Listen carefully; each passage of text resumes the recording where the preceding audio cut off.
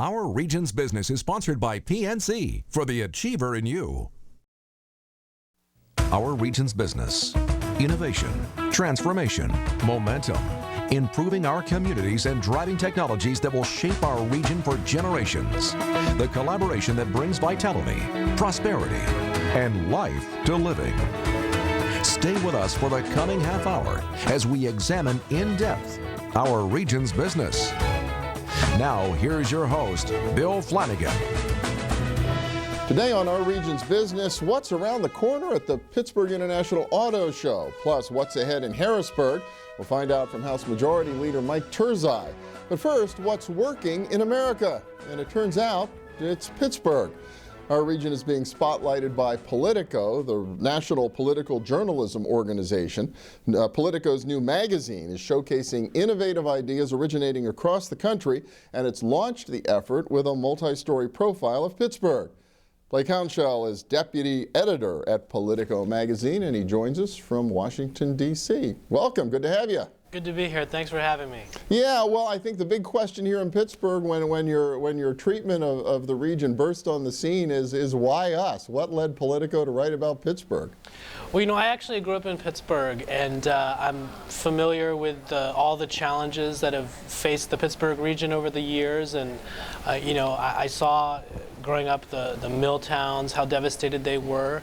And I was struck when I was back in Pittsburgh this summer, just about how vibrant the place has really become. And there's this fascinating story about Carnegie Mellon and the Robotics Institute there, and how its success has really started a new narrative about Pittsburgh as a center for innovation and high technology. I think the place is really changing in stunning and fundamental ways, and it's fascinating to watch. Well, it's great to hear as a native, and you come back and you kind of notice the change. I think folks who live here may not see it quite as easily. Yeah, you focused on robotics. Yeah, in the article it says you probably could just as easily have focused on medicine or some other area. So what do you think it was about robotics that really made it the right way to tell the Pittsburgh story? Well, you know, like we say in the article, you couldn't make the case just purely on numbers alone. The robotics industry in Pittsburgh is about a $160 million industry, certainly growing. And from what we hear from folks at Carnegie Mellon and spin-off companies there, 2014 is going to be a big year for robotics. But having said that, you know, healthcare is a huge industry in Pittsburgh. Obviously, energy is a big deal, and the shale gas boom over the last few years has brought in, you know, a big influx of cash to the region. But robotics is really, I think, it's a great visual story, and it's just a really interesting kind of cottage industry, and it's a place where Pittsburgh is really one of the top few places in the world. Lots of places have healthcare industries, lots of places have banking industries, lots of places do energy, but robotics is really a unique story, and it's one that resonates with the industrial history of the region. This is a place that knows how to make things, and you know, robots are just the latest incarnation of you know, Pittsburgh's industrial DNA. Yeah, I guess it's true. It's kind of a convergent, it's sort of innovation, right? You got sort of the IT piece you need with robots, and then you have the manufacturing piece, and Pittsburgh, because of Carnegie Mellon, has the expertise to bring both together. That's right. Another thing that's fascinating about robotics is a lot of it is happening in Lawrenceville, which, as you know, is a former you know, steel town neighborhood right outside of the Strip District, and a couple of the firms that are there are operating in old factories.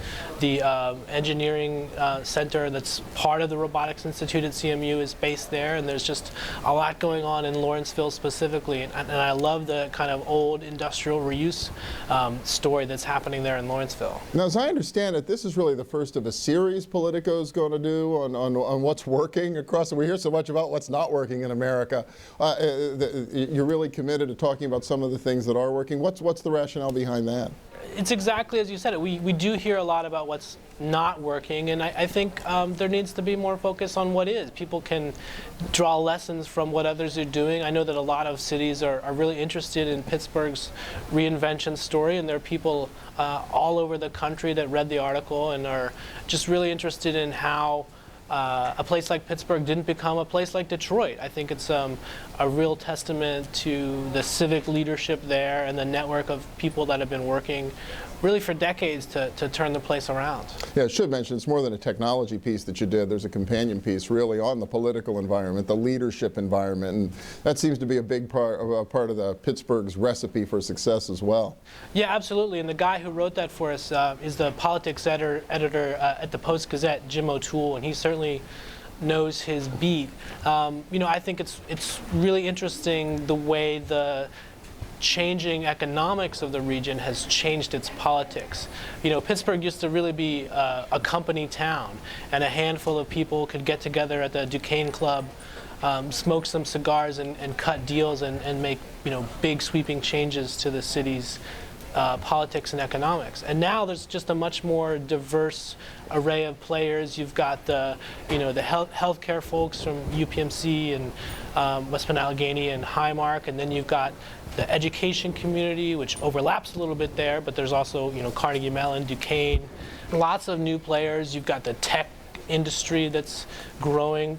So there are a lot more people that are lending their voices to the mix, and I think it changes the way politics is done in a town like Pittsburgh that used to be really more of an old boys network. Really fascinating observation. I only have a minute left, but I do have to ask you, you're a Pittsburgh guy working there inside the Beltway in Washington, D.C., a place that to the rest of us has come to symbolize political dysfunction.